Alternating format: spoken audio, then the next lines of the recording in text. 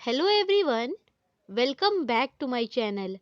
Viewers, आज की इस वीडियो में unit 2 ICT in education and studies के कुछ इम्पोर्टेंट क्वेश्चंस करवाऊंगी। इस चैप्टर को मैं डिटेल में डिस्कस भी कर चुकी हूँ, तो चलिए आज उसी से रिलेटेड क्वेश्चंस करेंगे। सबसे पहला क्वेश्चन है, मॉक का पूरा नाम क्या है, यानी कि मॉक का फुल फॉर्म क्या है। तो मॉक का फुल फॉर्म है massive open online course. Massive open online course, ये इसका फुल फॉर्म है। नेक्स्ट क्वेश्चन पे मूव करते हैं, क्वेश्चन नंबर 2 पे। सीडी रोम का पूरा नाम क्या है। तो यहाँ पर सीडी रोम का फुल फॉर्म क्या होता है। C for compact, D for disc, R for read, O for only, M for memory. Next question है, पहला वेब ब्राउजर है, तो पहला वेब ब्राउजर कौन सा है। Internet explorer. नेक्स्ट क्वेश्चन है, खोज यानी कि सर्च इंजन कौन से होते हैं, कौन कौन से होते हैं। गूगल होता है, क्रोम होता है, बिंग होता है, और भी बहुत सारे होते हैं। तो ये खोज यानी कि सर्च इंजन है। नेक्स्ट क्वेश्चन है, इंटरनेट में परस्पर लाइव बातचीत को कहते हैं चैटिंग। नेक्स्ट क्वेश्चन है, इंटरनेट पर सर्वर से कंप्यूटर पर सूचना प्राप्त होने की प्रक्रिया को जाना जाता है। तो इंटरनेट पर जो सर्वर है, कंप्यूटर पर सूचना प्राप्त करने की जो प्रक्रिया होती है, उसको किस नाम से जाना जाता है। उसको डाउनलोडिंग के नाम से जाना जाता है। नेक्स्ट क्वेश्चन है, आउटलुक आउटलुक एक्सप्रेस है email client, scheduler, address book. आगे बढ़ते हैं क्वेश्चन नंबर 7 की तरफ। क्वेश्चन नंबर 7 है, सूचना ग्राफिक्स, पाठ, ध्वनि, वीडियो और एनिमेशन का संयोजन कहा जाता है। यानी कि सूचना यानी कि इंफॉर्मेशन, ग्राफिक्स, पाठ, लेसन, ध्वनि, वीडियो और एनिमेशन, ये इन सभी का जो संयोजन है वो उसको क्या कहते हैं। उसको कहते हैं मल्टीमीडिया। आगे बढ़ते हैं क्वेश्चन नंबर 8 पर। एक कॉम्पैक्ट डिस्क यानी कि सीडी, सीडी का फुल फॉर्म क्या होता है। C for compact, D for disc, computer के डेटा को स्टोर कर सकती है। तो सीडी यानी कि कॉम्पैक्ट डिस्क कंप्यूटर के डेटा को कितना स्टोर कर सकती है। 420 मेगाबाइट स्टोर कर सकती है। आगे बढ़ते हैं क्वेश्चन नंबर 9 की तरफ। क्वेश्चन नंबर 9 है, रैम। रैम का पूरा नाम क्या है, यानी कि रैम का फुल फॉर्म क्या है। R for random, E for access, M for memory. Random access memory RAM का फुल फॉर्म है। नेक्स्ट क्वेश्चन है, डीवीडी तकनीक डिजिटल डेटा को स्टोर करने के लिए एक ऑप्टिकल मीडिया का उपयोग करती है। तो जो डीवीडी है वो डिजिटल डेटा को जो स्टोर करने की एक ऑप्टिकल मीडिया का उपयोग करती है, वो कौन सा है ऑप्टिकल। वो है डिजिटल वर्सटाइल डिस्क। आगे बढ़ते हैं क्वेश्चन नंबर 11 की तरफ। शिक्षण संस्थान पुस्तकालय, अस्पताल और उद्योग संबंधित सूचनाओं को संग्रहित करते हैं। तो शिक्षण संस्थान, पुस्तकालय, अस्पताल और उद्योग संबंधित जितनी भी सूचनाएं होती हैं वो किसको संग्रहित करती हैं। संग्रहित करते हैं किसमें करते हैं, डेटा प्रबंधन में। आगे बढ़ते हैं क्वेश्चन नंबर 12 की तरफ।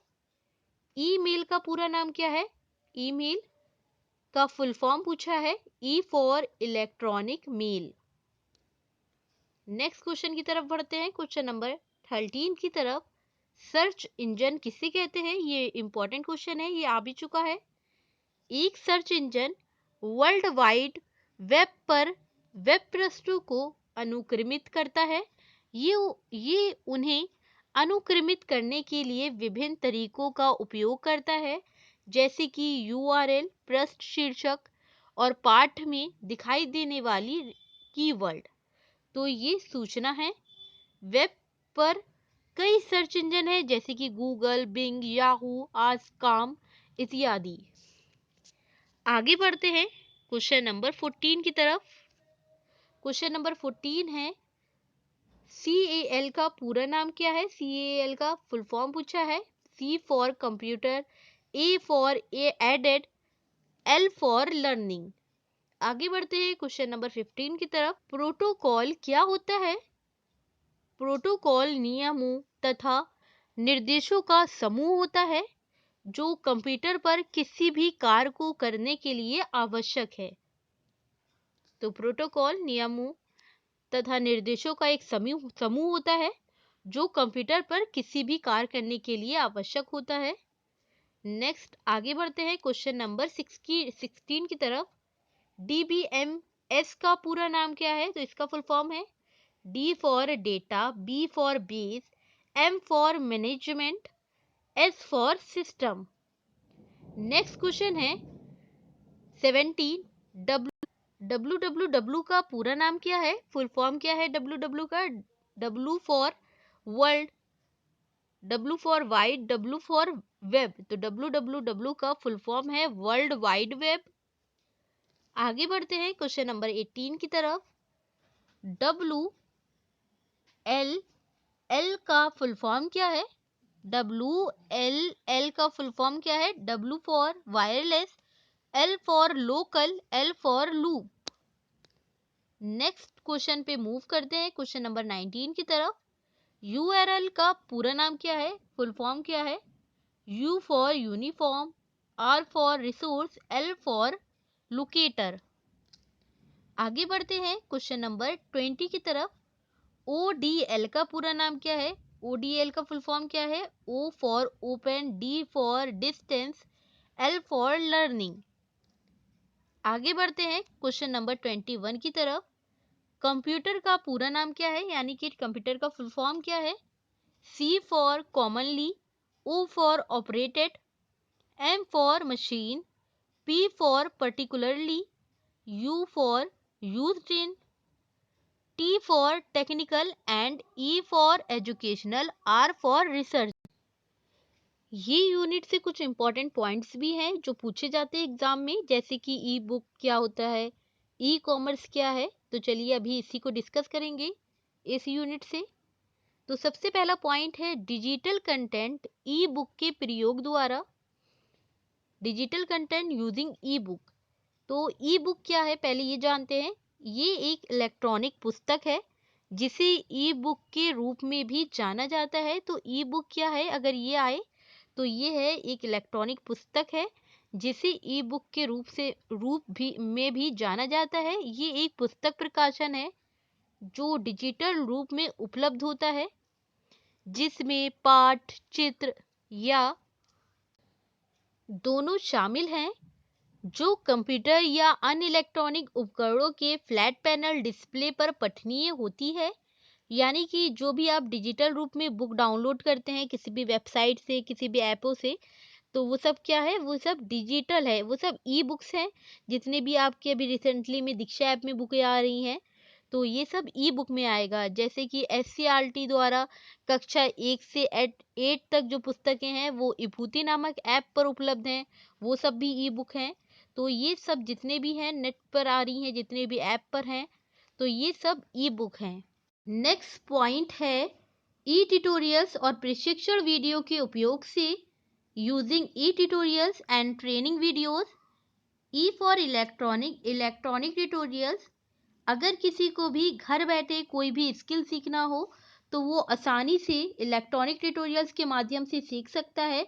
चाहे वो स्पीकिंग स्किल हो या लिसनिंग स्किल्स हो या कोई भी स्किल हो वो सीखना चाहता है तो वो बहुत आसानी से इलेक्ट्रॉनिक ट्यूटोरियल्स के माध्यम से सीख सकता है। इसके दो भाग हैं। सबसे पहला भाग है रिकॉर्डेड ट्यूटोरियल्स और दूसरा पार्ट है इंटरेक्टिव ट्यूटोरियल्स। फर्स्ट पार्ट जो है रिकॉर्डेड ट्यूटोरियल्स, इसमें रिकॉर्ड किए हुए ट्यूटोरियल्स होते हैं, रिकॉर्डेड होते हैं, सुनकर लोग सीख सकते हैं कुछ भी। रिकॉर्ड किए गए ट्यूटोरियल्स वीडियो या स्क्रीन कास्ट रिकॉर्डिंग होती हैं जो आमतौर पर विषय विशेषज्ञ द्वारा सूचना और विचार प्रस्तुत किया जाता है। जैसे कि अगर कोई भी चैप्टर है, कोई भी विषय है, उससे रिलेटेड जो विशेषज्ञ है वो अपनी सूचना और विचार प्रस्तुत करता है रिकॉर्डेड ट्यूटोरियल्स के माध्यम से। सेकेंड पॉइंट है, सेकेंड इसका पार्ट है इंटरेक्टिव ट्यूटोरियल यानी कि इंटरेक्ट भी किया जा सकता है इस ट्यूटोरियल में। इंटरेक्टिव ट्यूटोरियल्स नौगम वेब पृष्ठों का एक है। व्यक्तिगत पृष्ठों में पाठ, चित्र, ऑडियो, वीडियो, स्वयं प्रशिक्षण प्रश्न और अन्य इंटरेक्टिव गतिविधियों का कोई संयोजन हो सकता है। इंटरेक्टिव ट्यूटोरियल्स में स्क्रीन कास्ट भी हो सकता है। इसमें कोई आमने सामने भी इंटरेक्ट किया जा सकता है, जैसे कि जितने भी वीडियोस हैं जूम पे या टीचर्स पढ़ा रहे हैं आजकल तो इंटरेक्ट करके पढ़ा रहे हैं, या कोई भी आप वीडियोस देखते हैं जो जो आप देख सकते हैं, सुन भी सकते हैं, इंटरेक्ट करा जाता है इस ट्यूटोरियल्स में। नेक्स्ट पॉइंट पे मूव करते हैं। शिक्षा वितरण के लिए आईसीटी का उपयोग, use of ICT for education delivery. तो इसके अंदर सबसे पहला पॉइंट है smart classes and digital black board. तो ये इम्पॉर्टेंट पॉइंट है, ये आता भी है पेपर्स में। सबसे पहला पॉइंट है स्मार्ट क्लासरूम तकनीक के द्वारा photo, map, graphs, flow chart और एनिमेटेड वीडियो की मदद से सूचना को दिखाया जाता है, जिसमें सीखने की प्रक्रिया आकर्षक, रोचक और समझने में आसान बन जाती है। तो ऐसे क्लासरूम होता है जिसमें कि फोटो दिखा सकें, मैप दिखा सकें, ग्राफ दिखा सकें किसी तकनीक से, फ्लो चार्ट और एनिमेटेड वीडियोस जितनी भी होती हैं उससे, उसकी हेल्प से जितनी भी सूचनाएं दिखाई जाती हैं, जिसे सीखने की प्रक्रिया आकर्षक और रोचक बनता है और ये बहुत आसान हो जाती है किसी को भी सिखाने के लिए। इससे क्या होता है, इससे ये होता है कि बच्चे लंबे समय तक याद रखते हैं। सेकेंड पॉइंट है स्मार्ट क्लासरूम में चित्र या ग्राफ को दिखाकर पढ़ाने से पाठ के प्रत्येक भाग को आसानी से समझा सकते हैं।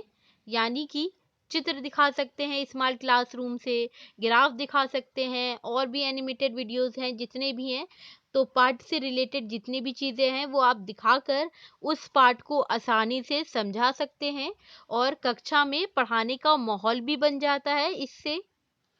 नेक्स्ट पॉइंट है स्मार्ट क्लासरूम का।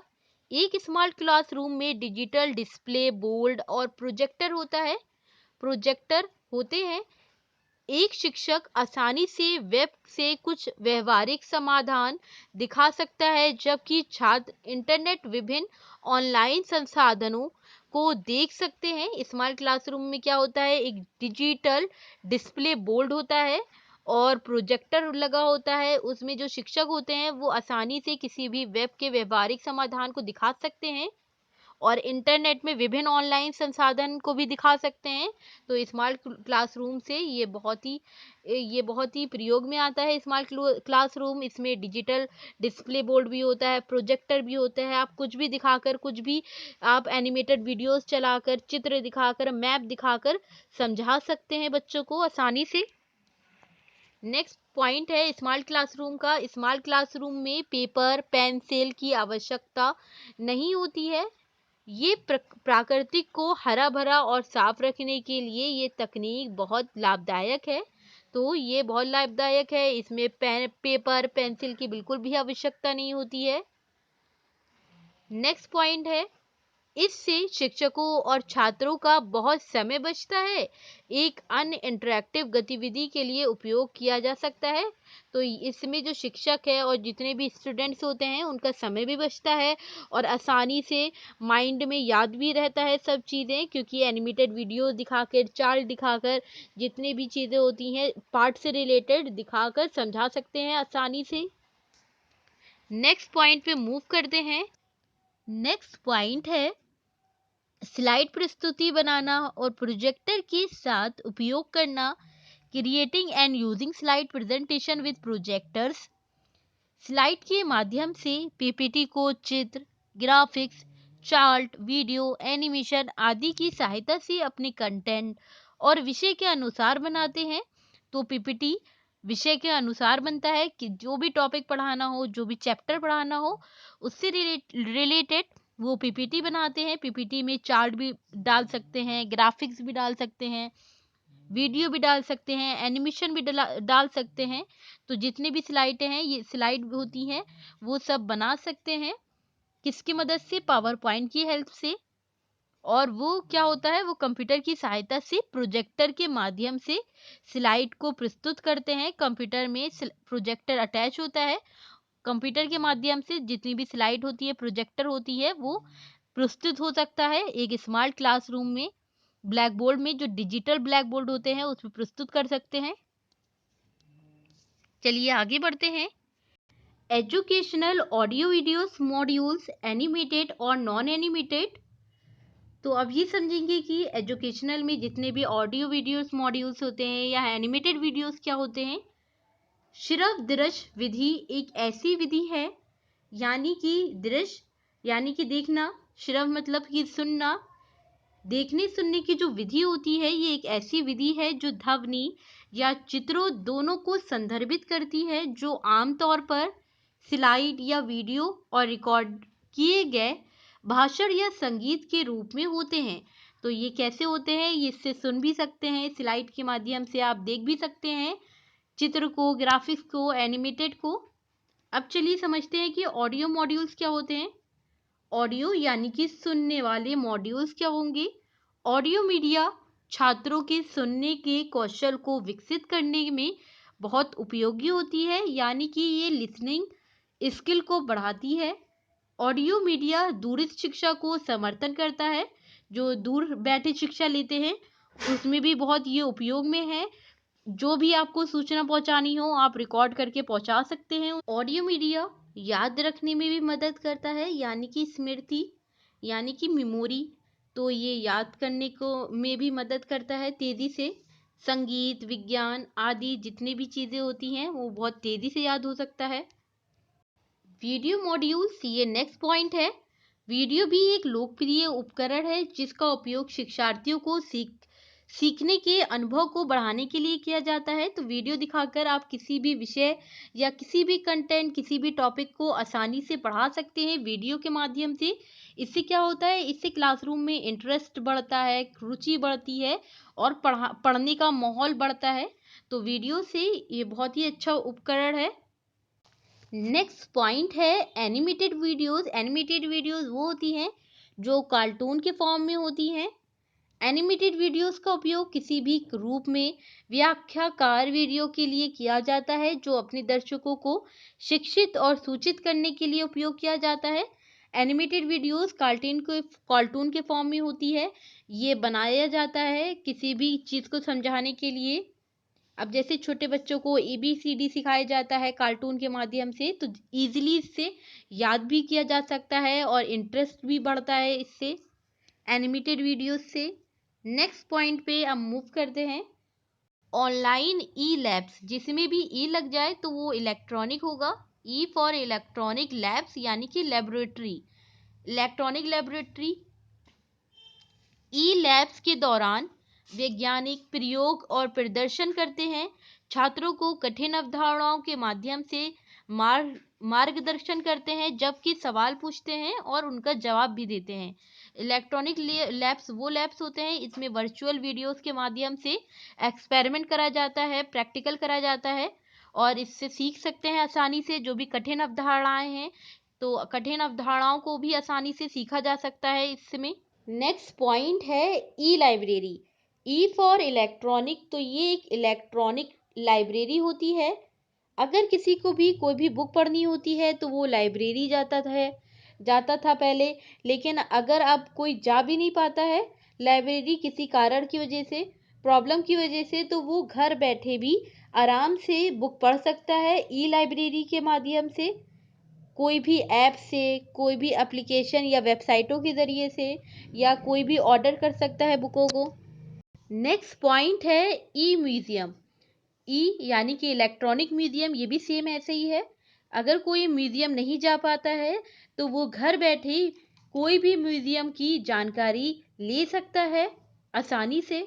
नेक्स्ट पॉइंट है डिजिटल ऑनलाइन सेवा। ODL मोड के माध्यम से दूरस्थ शिक्षा वितरित करना, यानी कि delivering distance education through digital online service, ODL mode. तो ODL का फुल फॉर्म होता है O for open, D for distance, L for learning. तो ओपन एंड डिस्टेंस लर्निंग। ये एक दूरसंचार के उपयोग के लिए एक समान शब्द है जो शिक्षा प्रदान करने या बढ़ाने के लिए है। दुनिया भर में शैक्षणिक समुदाय एक विस्तारित कक्षा या सीखने के अनुभव को प्राप्त करने के लिए इंटरनेट, टेलीकॉन्फ्रेंसिंग और संबंधित साधनों का प्रयोग किया जा रहा है। ओडीएल यानी कि ओपन एंड डिस्टेंस लर्निंग शिक्षा की एक प्रणाली है जिसमें शिक्षकों और शिक्षार्थियों को एक ही स्थान या एक ही समय में उपस्थित होने की आवश्यकता नहीं होती है। तो ये ओडीएल क्या होती है? ये एक दूरस्थ शिक्षा होती है। ये आप जरूरी नहीं है कि शिक्षक सामने हो, शिक्षार्थी हो बैठे हो तभी कोई पढ़ाई करे। तो ये जरूरी नहीं है। ओडीएल के माध्यम से आप किसी भी समय, किसी भी स्थान पर, किसी भी वक्त आप ओडीएल के माध्यम से पढ़ाई कर सकते हैं, अनुभव प्राप्त कर सकते हैं। नेक्स्ट पॉइंट है शिक्षा वितरण के लिए आईसीटी का उपयोग। Use of ICT for education delivery classes through teleconferencing and video conferencing. तो अब समझेंगे कि टेली कॉन्फ्रेंसिंग क्या होती है। टेली कॉन्फ्रेंसिंग का मतलब होता है दूर संचार माध्यम से मिलना। ये इलेक्ट्रॉनिक द्वारा दो या अधिक स्थानों के बीच लोगों को जोड़ने के लिए एक समान शब्द है।